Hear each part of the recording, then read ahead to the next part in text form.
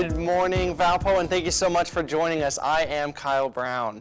There is a new political battle in the aftermath of Supreme Court Justice Antonin Scalia's death. The 79-year-old was a consistently conservative voice in his 3 decades of service, but Democratic President Barack Obama wants to name his replacement.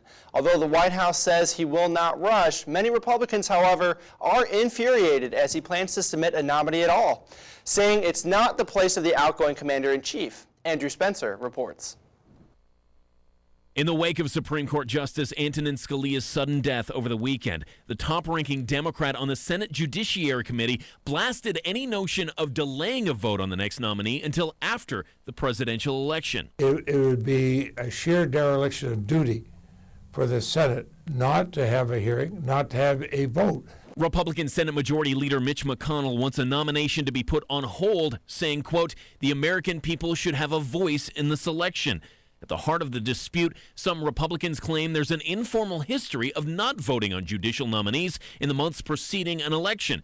Here's Republican White House hopeful Marco Rubio. That the next president should have a chance to fill that void, not someone who's never going to answer to the electorate again. But for Senator Leahy and other Democrats, the GOP is confusing the facts, reminding them that Ronald Reagan's nominee, Justice Anthony Kennedy, was confirmed by the Senate in February 1988. President Obama is doing the same thing that President Reagan did at the end of his term. Scalia's vacancy will be felt as the Supreme Court justices are expected to take on several hot-button issues, including the contraceptive mandate, abortion, and Obama's actions on immigration. I'm Andrew Spencer reporting. How does this sound for the college budget? Drivers in Toledo, Ohio got quite the surprise on Sunday morning. 2 gas stations got into a bit of a price war, and that meant drivers were paying up for just pennies a gallon. Danielle Dwyer explains. I got 22 cents in and I got 13 gallons so far. I can't complain. This morning there was a gas war going on at Hagman and Alexis Road. One that started off accidentally but left several drivers happy. I've never seen anything like this. It was wonderful. It started at 2:30 this morning. Gas prices at the Pilot Travel Center on Hagman stood at just 49 cents. And by 4 a.m. they dropped to just 19 cents. Now the pilot clerk told WTOL the dropping prices were the cause of a computer malfunction, a glitch that prompted the Circle K across the street to get in on the action. They dropped their prices too, to just 17 cents, and someone even had a receipt reading out at a penny per gallon. But unlike Pilot, when we called Circle K, the clerk said it wasn't a malfunction. They adjusted their prices to compete, leaving customers in disbelief. I just filled my whole gas tank from dead empty for 26 cents. So, yeah, I told her to put 10 on it. She said, "Oh, I gave you $5. Now I got to go get my change." That's too funny. And of course, sharing it with their friends on social media. I already took a video. It's already on Facebook. So yeah, hopefully we'll see what happens. Yeah, I don't know how long it'll last, but hopefully long enough for people to fill up their gas tanks for cheap. The price drop lasted for at least 3 hours, and if you drive by now, you'll see they're back up to $1.51.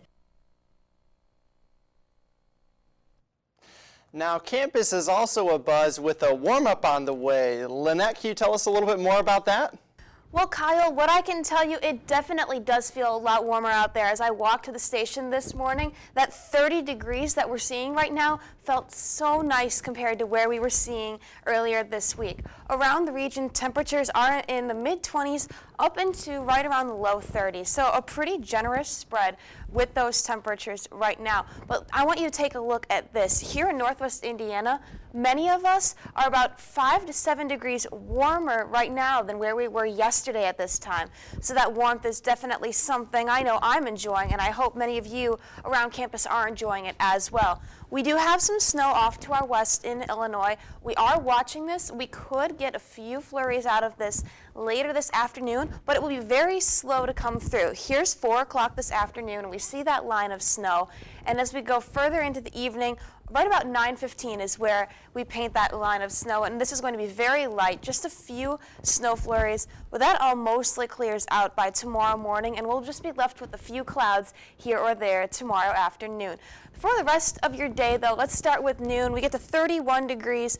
3 o'clock today, we jump up to 32, and that should be our high for today. And by the time we get to 6 o'clock tonight, temperatures drop below 30 degrees, and that's when we could have our chance of flurries. Winds will be very light today, so a very nice February day on tap today.